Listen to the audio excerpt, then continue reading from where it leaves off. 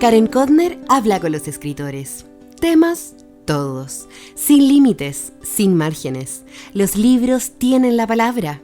Reseñas que te invitan a la lectura. Desde ahora escuchas Celular, un llamado a la creatividad.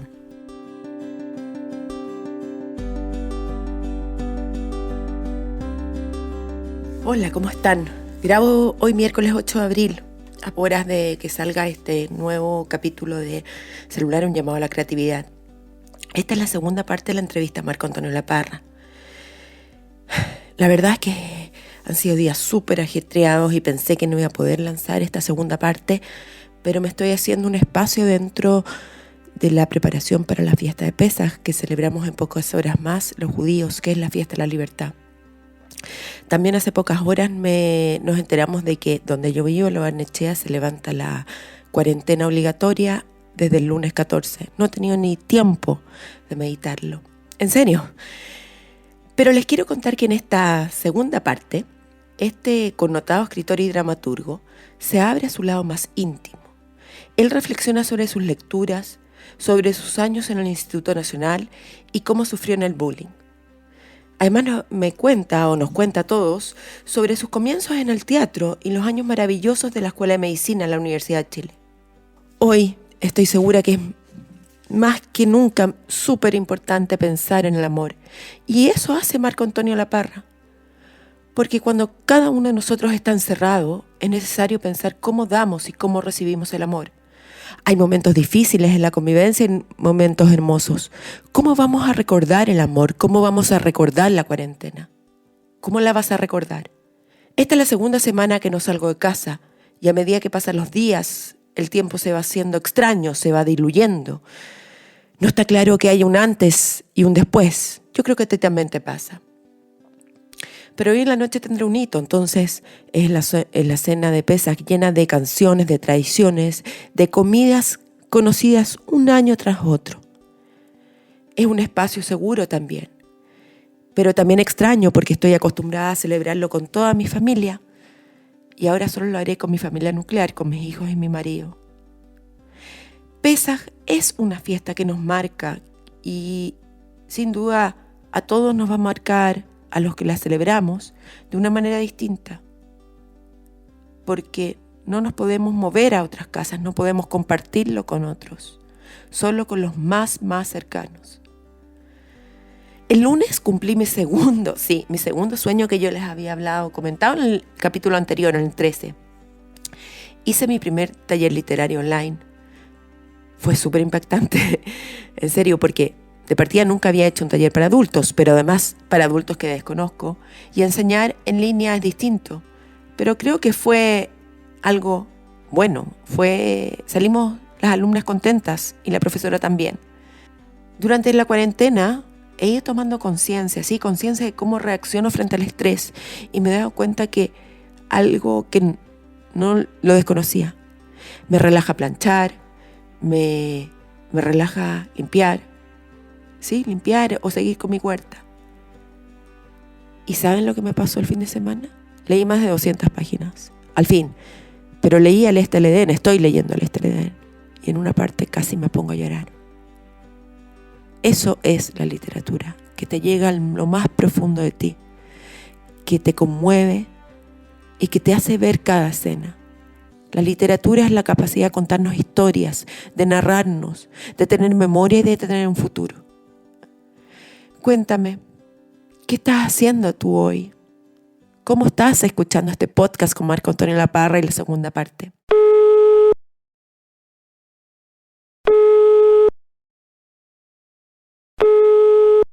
Y tengo la suerte de que las cosas que hago me gustan.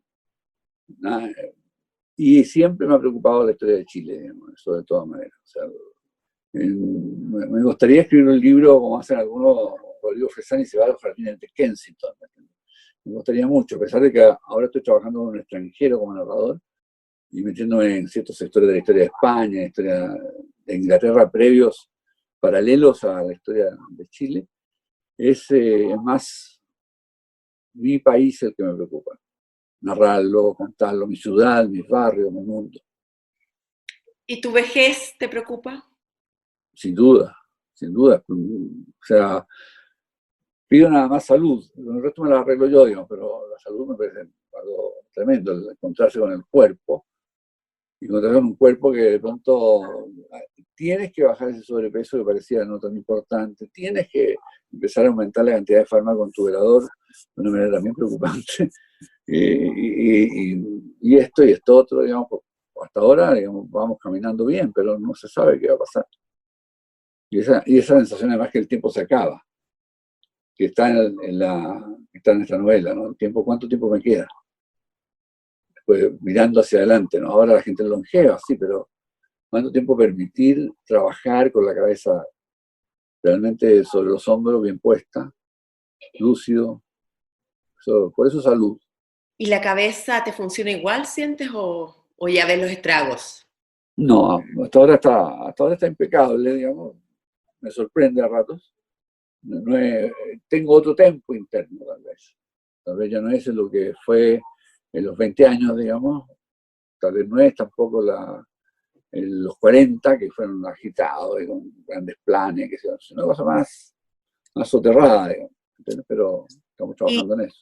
El tema de la muerte, la paternidad, lo hablamos muchas veces. Me gustaría ver si te puedes conectar con lo de tu padre, porque tengo entendido que tu padre para ti fue una figura central, ¿no? Sí, claro, tanto él como mi madre, digamos, por distintas cosas, digamos. Mi padre sigue apareciendo por su manera de pararse frente al mundo, su ética como médico, su visión con la amistad, digamos, o sea, sus historias, era un gran narrador oral.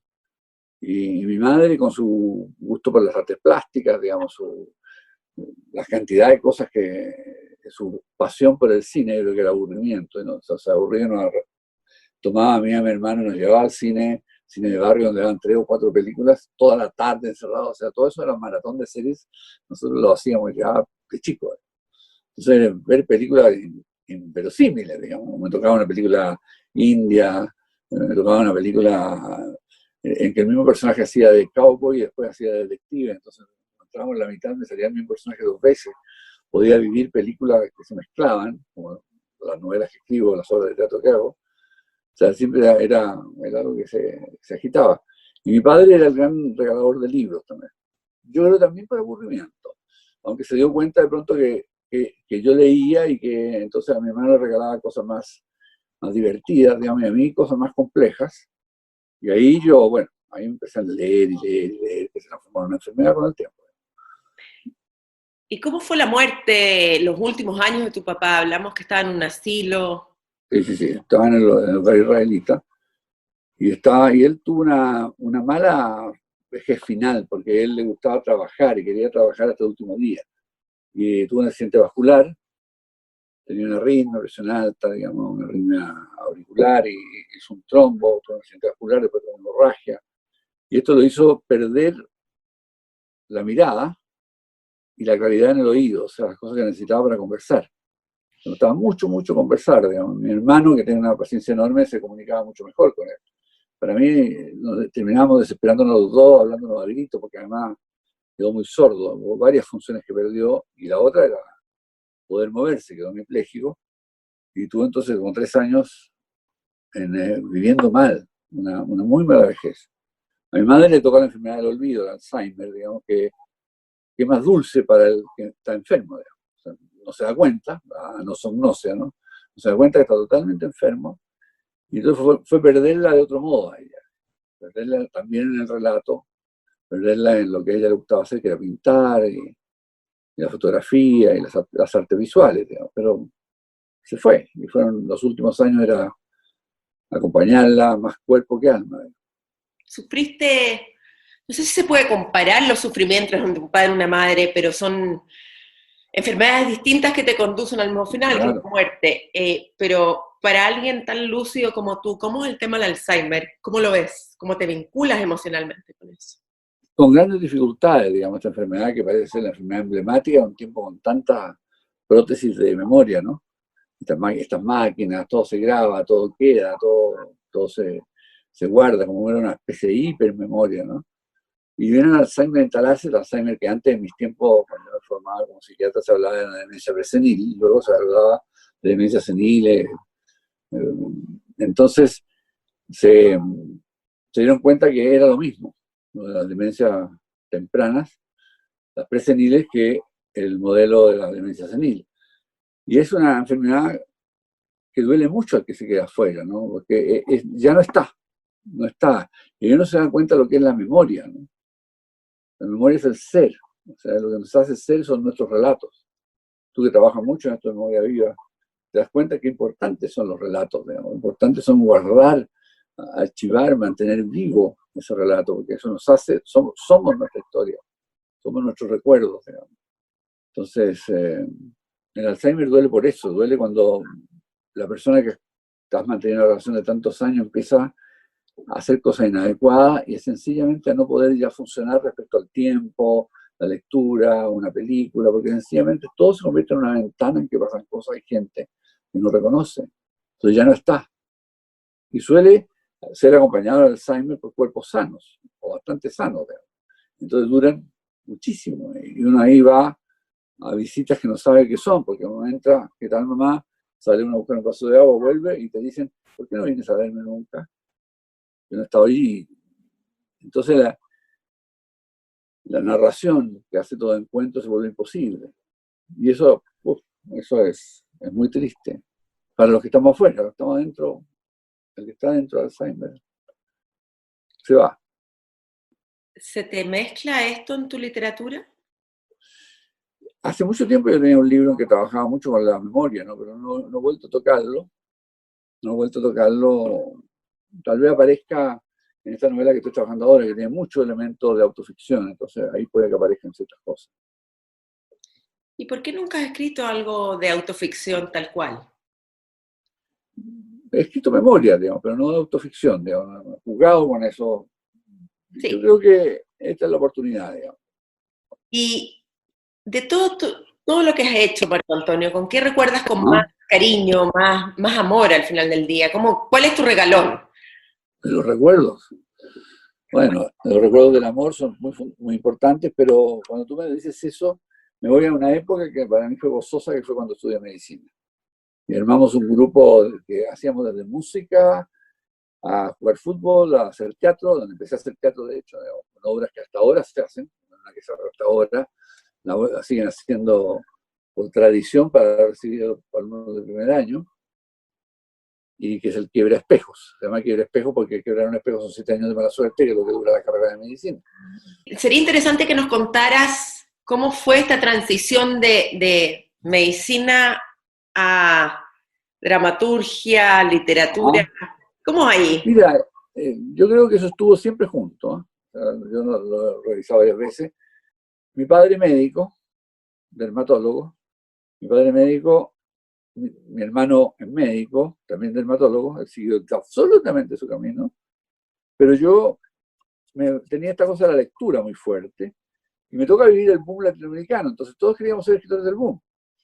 Al teatro me llevaba mi tío Edmundo de la Parra, uno de los fundadores del Teatro Experimental de la Universidad de Chile en el año 41, y él iba mucho al teatro y me llevaba, y yo vi una serie de espectáculos bastante que me impresionaron mucho, y también quería hacer teatro dentro de la Escuela de Medicina, y entré en un grupo que había aficionados, luego armé mi propio grupo, gracias a que me encontré con una generación maravillosa, entre mi primo Guillermo, digamos, que además es músico y maneja varios instrumentos, gente maravillosa y súper talentosa.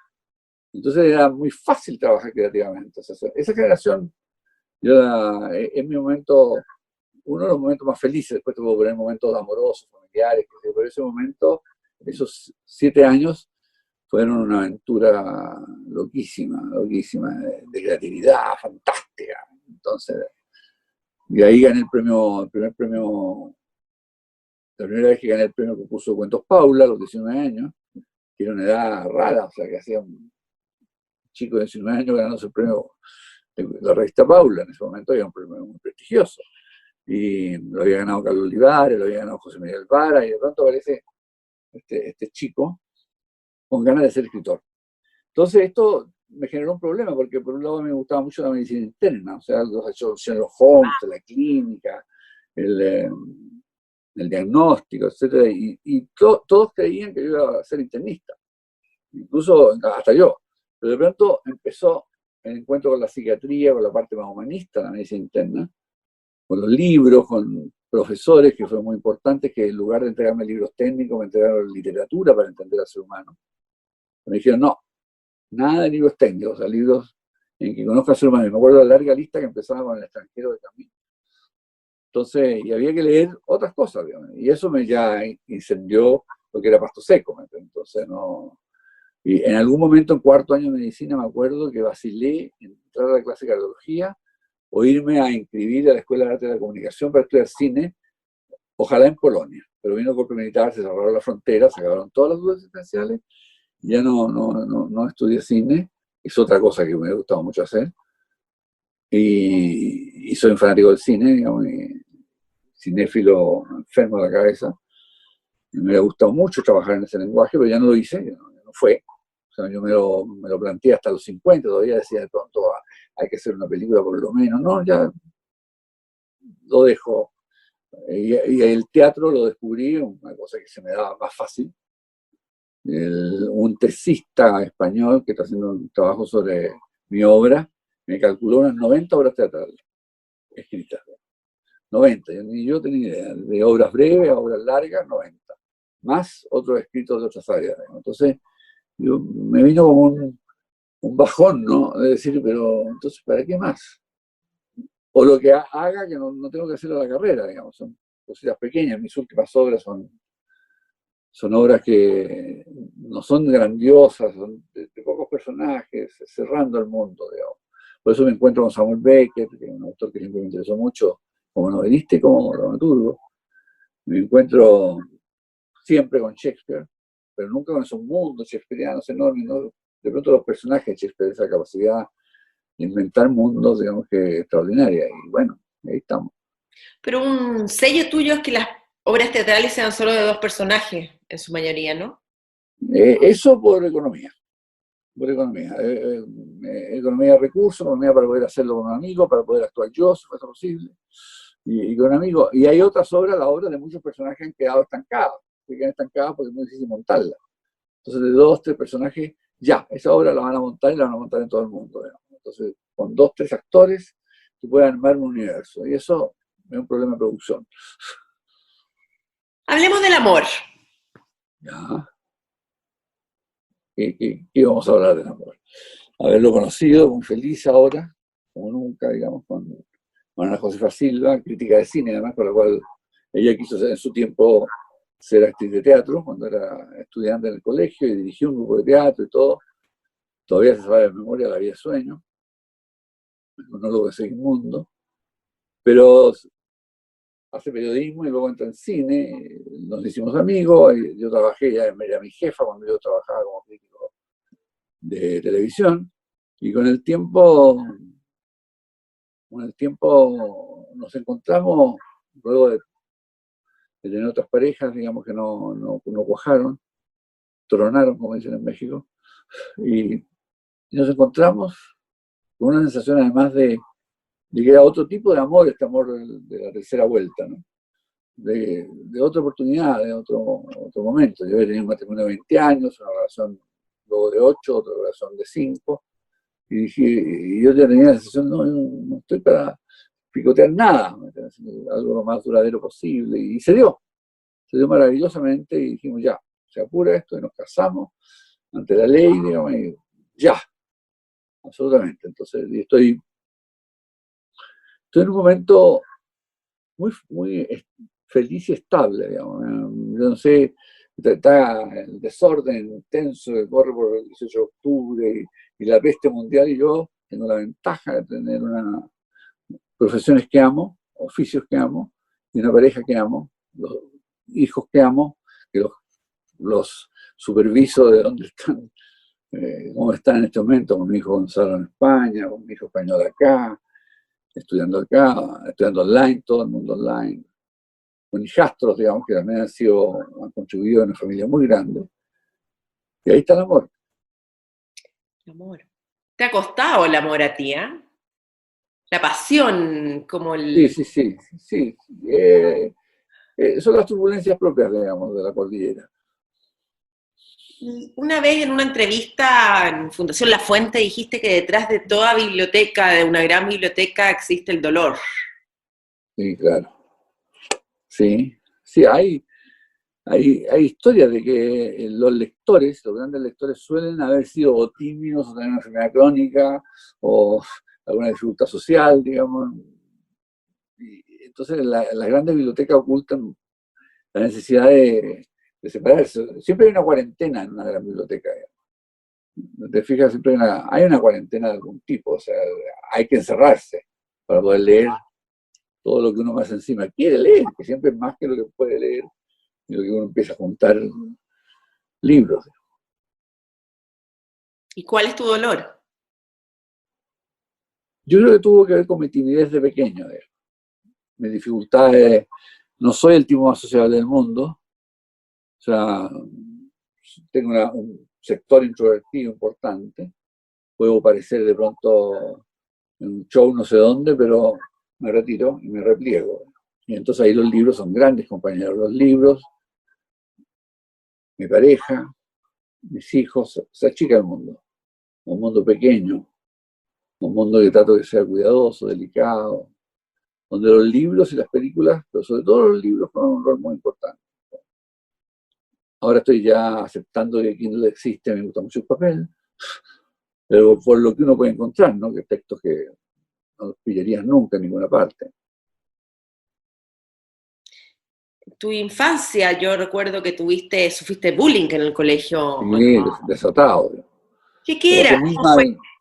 ¿Cómo lo ves hoy, en la adultez ya? ¿Cómo lo recuerdas esa memoria? Me ha ayudado mucho a entender a pacientes que lo han sufrido, digamos, el abuso, el bullying. Me ha ayudado mucho a descodificarlo al interior mío, poder ayudar a otros, digamos. Entonces, cómo superarlo, cómo superar este miedo a todo, esta dificultad de poder golpear la mesa, de ser autoritario. Yo creo que en esta timidez todavía quedan restos del bullying, del bombardeo de... A mí me tocó bullying en el colegio, Instituto Nacional, un colegio muy competitivo, muy de machitos, digamos, hasta desde lo que era en esa época quinto básico, hasta mitad de la educación media, donde logré vengarme gracias a que entré a la Academia de Letras, gracias a que entré a la Academia de Teatro del Instituto y descubrí otros mundos. Me salvaron otra gente, donde ya tenía un talento y se me apreciaba. Entonces eso fue otra cosa, pero y en el colegio además tenía como bullying la historia de yo supuestamente ser el gay del curso. Cosa que era muy desagradable, chacarrones, pseudo violaciones, toda esta cosa, esta violencia para evitar en chicos de 11, 12 años, digamos. Y además era el más pequeño del curso en edad y el más alto en tamaño. Igual me dejaba muy desgarbado, un torpe, lo pasé muy mal. Me acuerdo de haber estado a punto de llorar, digamos, cuando subía la escalera para llegar al segundo piso del instituto, a mi sala. Nunca le conté a mis padres y lo ignoro por qué.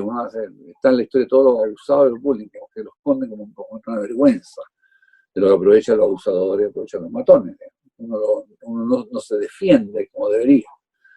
Y por otro lado, en el barrio, cuando también me tocó ser el más pequeño en edad, a pesar de que estábamos todos más o menos en el mismo curso, yo era el más pequeño en edad porque mis padres, como me vieron a aprender a leer solo, me pusieron a los 5 años recién cumplidos en primero básico.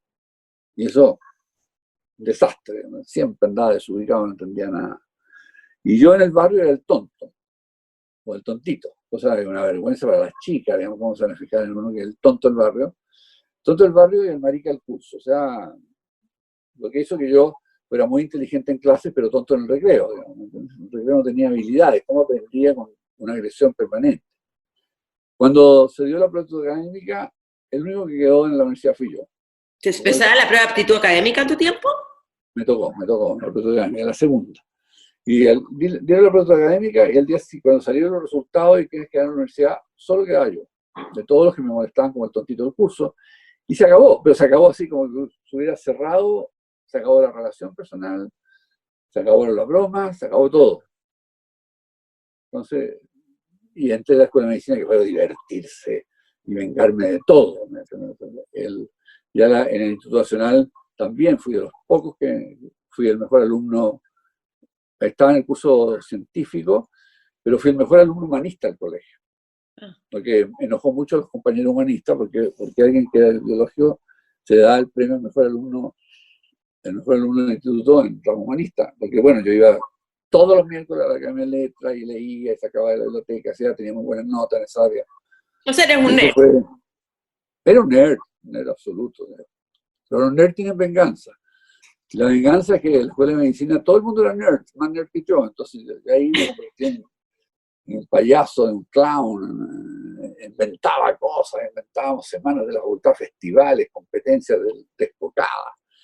Un grupo de gente muy, como te decía, muy entretenida, muy talentosa. Y esto del matonaje, porque bullying es un extranjerismo, ¿lo contabas en tu casa o era algo que lo tenías allá? No, para nada. Esto fue llevado al interior mío durante mucho tiempo, hasta que alguna parte lo conté en una entrevista, lo conté con detalles, y como estoy contando a ti, ahora más incluso, y ya empecé a procesarlo. Bueno, hubo un psicoanálisis de por medio muy importante, de una década, tendido en el diván, 4 veces a la semana. Me habría comprado una casa, pero no habría comprado cabeza, digamos. La limpieza en el alma que tuve, lo que puedo agradecer de eso.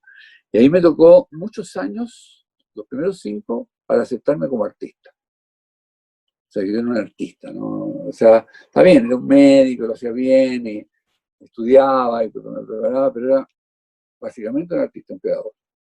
Y decir eso de mí me daba un pudor, una vergüenza, ¿no? Ahí hacía el autobullying, digamos, ¿no? Poder soltarme y decir, bueno, esto es lo que soy, digamos, y a esto vine a este mundo, digamos. O sea, no. Entonces, sigo trabajando con mucho cuidado en el mundo del análisis, de la terapia, la psicoterapia, al día los fármacos, cuidando la consulta, colocando en ella una cantidad de elementos que encuentro muy importantes, que me diferencian de otras escuelas: una gota de afecto, la preocupación, un encuadre más abierto, digamos, a poder interactuar. Siento que muchas escuelas lo dicen, hay que involucrarse, y hay que sufrir con el paciente, hay que saber contener, así sí uno contiene, sintiendo lo mismo, o sea, y es aquí, lo que pasa en el pecho, con lo que llaman la contratransferencia, o sea, lo que pasa a uno, como uno empiezan a revolver cosas, lo que te permite ver y saber y ayudar mejor al paciente. Entonces, ¿es más escéptica tu posición con el análisis más tradicional, más ortodoxo? No es escéptica, sino somos distintos, digamos, ¿no? Hay cosas, por ejemplo, que siempre me han costado a mí, que son los mundos teóricos. Hay gente en este test que hay que medir tus hemisferios, digamos, como la actividad de tu hemisferio. Mi hemisferio creativo y emocional es ridículamente grande, todo es proporcionado.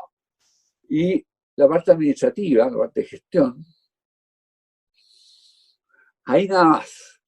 Y todo el conocimiento tiene un lado teórico de gestión, y otra parte de aplicación, donde uno se juega y se apasiona, etc. Yo me voy más por ese lado. Entonces, en ese sentido, no es que sea escéptico, yo creo que otro tipo de análisis, se hacen otras reflexiones, y a las cuales yo no son mis habilidades. No soy muy hábil en lo que va a ser esa gestión, digamos. Yo estuve dirigiendo la Escuela de Literatura, la Escuela de Teatro de la Finisterra, una experiencia muy bonita, con la gente que conocí, todo me gustaba, y me aburría mucho la gestión. La planilla Excel para mí es una cosa terrible, no puedo con ella. Y eso, ya no tengo ni una gota de ingeniero. Luego mis hijos salen artistas, arquitectos, médico psiquiatra, pero un médico psiquiatra muy alternativo, mi hijo mayor. El más chico también tiene tendencia artística evidente, hay mucho gen metido en eso. ¿Te volviste a encontrar con alguno que te hizo matonaje? Sí, fue terrible. Uno llegó a venderme seguros. ¿A dónde? A venderme seguros a mi consulta. Seguro de vida. Yo le dije, ¿tú crees que yo te voy a comprar un seguro? Y ahí terminó la conversación, digamos. ¿No te pidió perdón? Me hizo sufrir. No, se fue. No sé si me dijo algo relativo al perdón, en realidad éramos tan jóvenes, sí, éramos jóvenes. Por eso éramos frágiles, digamos, por eso hay que ser tan cuidadosos con los jóvenes. ¿Cómo te vinculas tú con las enfermedades psicológicas, la inestabilidad, Ajá. las depresiones, las aceleraciones, todos los cuadros que uno podría nombrar acá? ¿Cómo eres tú en eso, Marco Antonio? Bueno, busco el vínculo, ¿no? Busco poder pensar con el paciente, busco siempre en una zona sana. Tú, más que No, tú sí, como psiquiatra, como persona. sí, no. Busco ese vínculo, ¿no? Busco esa zona sana para poder empezar a trabajar. Entonces hay una cosa vinculante que permita pensar juntos, que permita ayudarnos realmente, que permita que las cosas funcionen. Y ahí, como yo te decía, con el corazón, digamos, la mente. O sea, todos los chinos tienen la misma palabra para energía, mente, corazón, no me acuerdo. Los chinos tienen algo para todo, hasta virus. Pero entonces, para mí es un trabajo muy apasionante, muy apasionante. O sea, yo entiendo, el psicoanálisis te obliga a estar mucho más metido tal vez que otras especialidades, a pesar que el modelo de mi padre, dermatólogo, podría haber atendido al paciente en 5 minutos. ¿Eres depresivo? Tengo un lado depresivo, en esta melancolía que me acompaña, pero no ejerzo, digamos. ¿Y has tenido enfermedades psiquiátricas importantes o cuadros depresivos? He tenido un cuadro depresivo, sí, cuando estuve en España, curiosamente, digamos, con el estrés final del último año, hice un cuadro depresivo que un colega que pasó por allá me escuchó lo que me estaba pasando, me siento complicado. Tiene una depresión, me dijo. Y entonces me medicaron vía valija diplomática y salí a flote, pero sé lo que se sufre, sé lo que se vive. O sea, eso me ayuda a entender mejor. Cuando me están hablando de angustias matinales, de la dificultad de vivir. O sea, es un tiempo que en la novela que estoy trabajando ahora hay mucha autoficción alrededor de esas vivencias, ¿no? Esas vivencias como personales. ¿Cuál ha sido el momento más doloroso de tu vida? ¿O más complejo? Lo recuerdo inmediatamente, pero prefiero no hablar de eso porque involucra a otras personas. Sí, Me perdonarás. perdona. ¿Y que te perdonan también o no?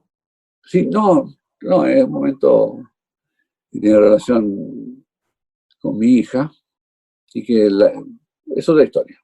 Sí, sí.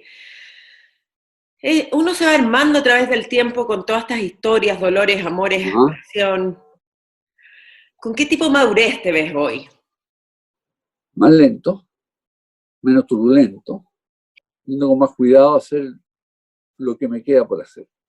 Tengo una sensación, esta manía de los gitanos de decir el penúltima obra, la penúltima canción, pero yo, por ejemplo, siento que esta novela que estoy trabajando seguramente va a ser mi última novela. Probablemente escribiría algunas novelas juveniles, que son algunos proyectos que tengo, pero es mucho trabajo, ¿no? Porque es una novela muy compleja. Entonces probablemente sea la última.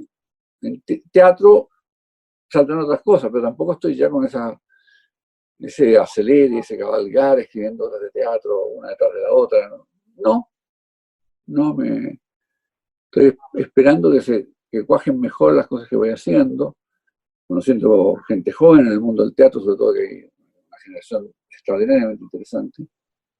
Y esto como director artístico del Teatro de Finisterre, conociendo ese mundo, mucho en el mundo del teatro.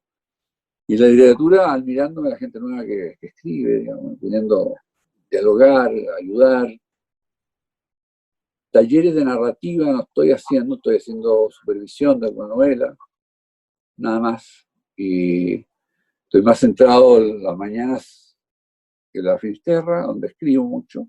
¿Y la lectura? ¿Cómo te estás organizando con la lectura? No, nunca me he organizado, soy un salvaje paturrado, digamos. Leo todo lo que alcance y pueda, y leo varios libros al mismo tiempo, etcétera. O sea, en eso hay un desorden infinito. Tratando de. Hay tanta novedad exquisita y tanta cosa que uno quiere releer, además. El otro día hablaban 5 libros que eran marcados en Twitter. Yo tenía como 40. ¿Qué rol jugó contigo José Donoso? Bueno, José Donoso, Pepe, fue muy importante, digamos, porque también fue un padre, Él me ofreció su amistad, además. O sea, de alguna forma me distinguió con ella. Me acuerdo cuando él cumplió 60 años, hizo una gran fiesta. Y me invita, y yo dije, bueno, iríamos todos del taller. Y el único que estaba invitado era yo. Entonces, y ahí estaba la creme de los intelectuales chilenos, digamos, fue la vez que conocí a Zurita, también joven, en la DME, que estaba emparejado con la DME del Tite en esa época, estaba la gente del Ictus, estaba gente que yo no conocía, de Gallagher, digamos, o sea, había un mundo en que Pepe me incorporó al Pero mundo de ¿cómo la te literatura. vinculas con un personaje que tú sabes que era trascendental para la literatura y cultura chilena, digamos? De curioso y de patudo, digamos, ¿no? O sea, me acerqué a él y este ha leído esto, esto, otro, ¿qué le parece aquí, qué le parece allá? Pues debe ser muy catete. Pero él me honró con su amistad, digamos, y estuve en su taller varios años y después me dijo, no, ahora vas a ser secretario. Secretario sin hacerme cargo de nada más que de revisar cómo le escribía una novela. O sea, iba los martes, revisaba todo lo que le había hecho esa semana, y ahí aprendí mucho de carpintería novelística, digamos, ¿Y que por qué, después la aplicaría también al teatro. y ¿Ah? por qué ahora ya no estás haciendo talleres, Marco Antonio?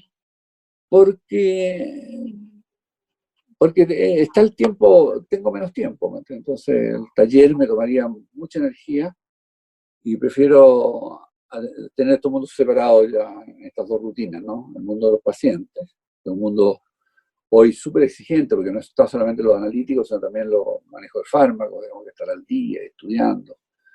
Y el mundo de la mañana, que es el teatro, la literatura, la belleza, la universidad, clases los segundos semestres, el primer semestre no tengo clases, pero parecimos en reuniones, hago entrevistas, etc. Y este programa que tienes en la radio Bio Bio con la Ana Una José, cosa, la María José. bueno, la María José Navega, sí, es fantástico, eso, es un invento de la Fisterra, un programa y de la radio Bio Bio. La radio Bio Bio nos pidió un programa sobre teatro y literatura, ninguna otra cosa. Nada de meter otras artes, bueno, no, teatro y literatura que es lo que tiene menos espacio. ¿Verdad? Y salir de ahí, la Finis no auspició, es parte de mi trabajo al programa a esta altura, y hemos hecho un registro de artistas bastante grande, son 2 años ya trabajando, lo ven en muchas partes del mundo, o sea, eso es fantástico, o sea, me llegan twitters o en Instagram, a Josefa lo coloca más bien en Instagram que en Twitter, entonces llega mucho mensaje de pronto de México, de España, el que quiera revisar arte, literatura chilena tiene una enciclopedia. ¿Cómo, cómo se llamaba este programa que tenías en la radio, que yo me acuerdo que lo escuchaba en la noche? Sí, puro cuento. Puro cuento. Es un invento de Mercurio con la radio Duna y funcionaba muy bien, era muy divertido. Muy lindo. Era muy divertido. Si tuvieras que nombrar un par de escritores que te han marcado en el último tiempo. Del último tiempo. Sí, porque si no, podríamos No, hablar puedo hasta pasar mañana. hablando toda la tarde. No sé, no sé. Estoy viendo acá, estoy pensando en la novela que estoy escribiendo, Javier Marías. Me lo he leído prácticamente completo, a no ser sus artículos, que eso no lo leí suelto, no me interesaron mucho. Pero su novelística, estoy viendo arriba, ahí están. Y algunas cosas de Bolaño, me interesaron mucho. La Joan Didion, aquí la estoy mirando también. Lebrero siempre. Pero muy fuerte Javier Marías, te diría yo. ¿Cuál sería tu escritor o escritora preferida? Ay, eso es muy complicado. No tengo demasiado. En eso no se puede. No se Eso es puede. trampa. No, eso es trampa. Tengo que empezar a pasear por la literatura francesa, después la rusa, después toda la bandada de relatores y narradoras norteamericanos, digamos, Argentina, hay núcleos, los uruguayos, ¿no?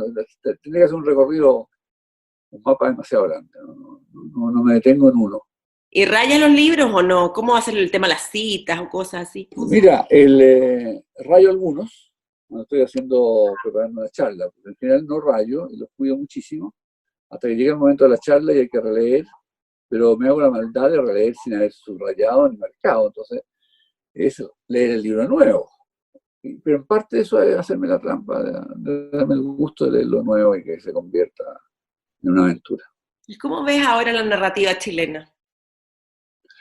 Activa, muy activa, muchas mujeres, muchas chicas, digamos, que están saliendo por montones, y es interesante, están dando cosas, digamos, hay que ver ahí como que desarrollo va a tener eso. Todavía no veo grandes obras, digamos, ¿no? Pero yo creo que se van a dar. Que haya tantas publicaciones significa que hay lectores y lectoras. Y eso es interesante, pero vamos a ver qué pasa. ¿Es la literatura política, Marco Antonio, o no? ¿Es necesario que el escritor sea un ser político? Yo creo que inevitablemente lo es, y nunca la torre de cristal es tan alta, digamos. O sea, te llegan igual los guanacos, digamos, el coronavirus, o sea, te llega igual, de alguna forma. No, estoy terminando la biblioteca y es terrible, no hablemos de libros. No mires tu biblioteca, no la mires, porque es tremenda, tremenda. Yo la veo en la imagen, la que está detrás con la figurita de Bolaño. Ahí, y dime una cosa, ¿cómo te vinculas con el tema de las redes? Porque desde que nos conocimos a hoy... Sí, han pasado muchas cosas. No, mira, entré en Facebook y me salí rápidamente, me aburrí mucho porque había que trabajar mucho en Facebook. Twitter, más lo sigo que lo escribo. A veces hago alguna seguidilla de cosas, pero poco. Instagram me he resistido porque hay trabajo, me quita tiempo, me quita mucho tiempo. En esto de lo poco sociable, esto de estar haciendo sociedad todo el tiempo, en eso que algún psicólogo llamó por ahí la desregulación de las emociones que producen las redes. Las emociones son intensas, desproporcionadas, entonces de pronto no, me retiro y lo uso para informarme, básicamente. ¿Y en la época de la peste, cómo te estabas informando? ¿Cómo te estás vinculando a esto? No, con las redes mucho, más con las redes que con la tele. ¿Obsesivamente o una vez al día? Desparramadamente, digamos, porque no es obsesivo que es todo el tiempo en el celular revisándolo, como pasa la gente que trabaja en eso, pero tomando contacto en cierto instante y saliéndome las veces que puedo. Es muy sano salirse un poquito, muy sano. ¿Pero te ha afectado en tu forma de cómo lees? No todavía, leer es otra cosa. Y ahí está, la lectura no la dejo ni por nada. ¿Hay algo que te gustaría agregar, comentar? Haría mi ruego por salud para poder seguir viviendo esta época interesante en que estamos sumergidos, digamos, poder escribir sobre ella, a través de ella, en ella. Y doy gracias por lo que me ha tocado recibir. O sea, yo creo que uno nunca se imaginó, bueno, muchas cosas que uno no se imagina, pero de verdad, esto que pasó en Chile, la pandemia, con menos de 6 meses de... Sí. Esa no. No, si no imaginábamos nada.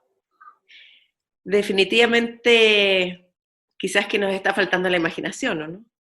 No, yo creo que esto sorprendía a cualquiera. A cualquiera. Yo creo que terminamos. Sí, pues, parece. Estamos a la hora ya, sí. Tengo que entrar a la consulta online. Oye, no me dura más. Te agradezco mucho. Yo a ti. Cuídate, ¿ah? Siempre sano. Cuídate tú también. Eso. Chao. Muy bien. Chao.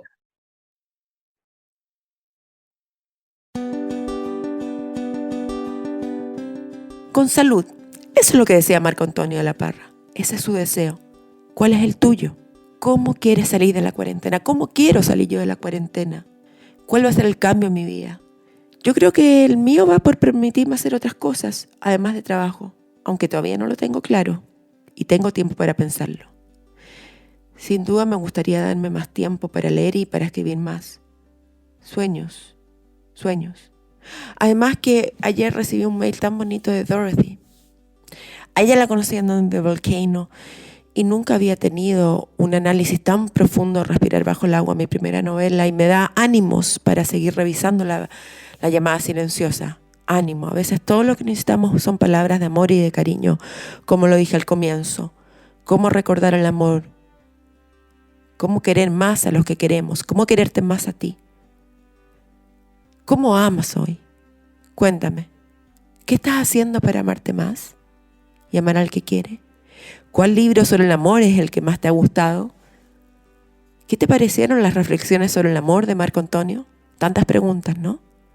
La otra semana voy a hacer un repost, porque voy a estar un poco modo off por Pesaj, para ver si me puedo desconectar un poco de la locura diaria que hacía estos últimos días. Pero sin duda en 2 semanas más estaré con un capítulo nuevo. Te espero. Cuídate mucho, cuídate a los que quieres, cuídate a todos. Y piensa en el amor. ¡Chao! Han oído Celular, un llamado que no termina. El pulso de la creación. Estén atentos a la llamada. Recuerden seguirnos y escucharnos en Spotify, iTunes, iVoox y por supuesto en karenkodner.com. El diseño de sonido y la postproducción estuvo a cargo de Podcast.cl. ¡Hasta pronto!